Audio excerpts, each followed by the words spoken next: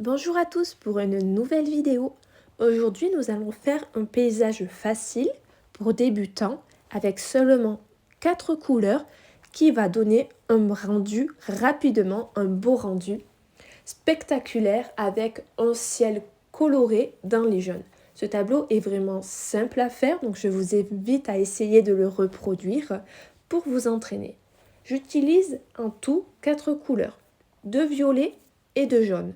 L'intérêt de ces deux couleurs est qu'elles sont complémentaires. Le violet et le jaune sont des couleurs opposées, donc qui vont permettre de se faire ressortir l'une l'autre et de donner de l'intérêt à ces couleurs. Elles se complètent. Le violet fait ressortir le jaune et le jaune de son côté fait ressortir le violet.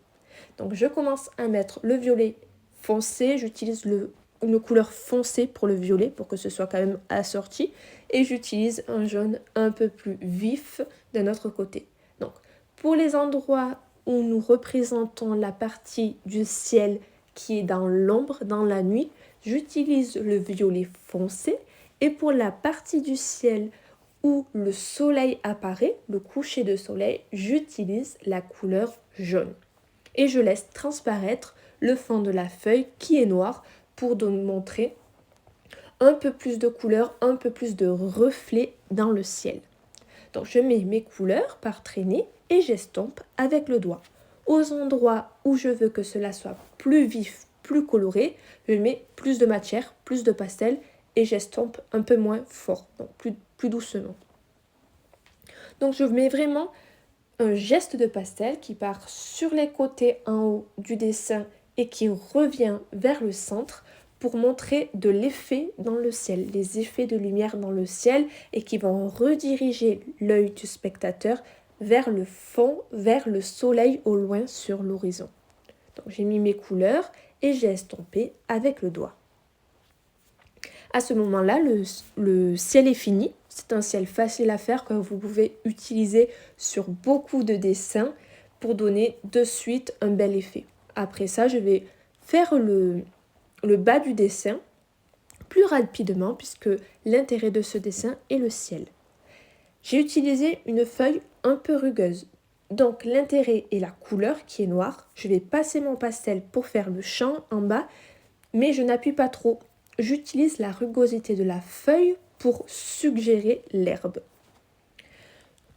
Je rajoute avec le violet des touffes d'herbe à certains endroits. Le violet est foncé, donc c'est ce qui me permet d'avoir des écarts dans le dessin, des touches de lumière et des touches de plus foncé. Avec mon pastel le plus clair, le jaune, je mets mes touches de lumière dans les touffes d'herbe. Rapidement, c'est-à-dire je mets les touches de pastel et par endroits j'estompe certaines, je n'estompe pas certaines, c'est pour donner des effets visuels.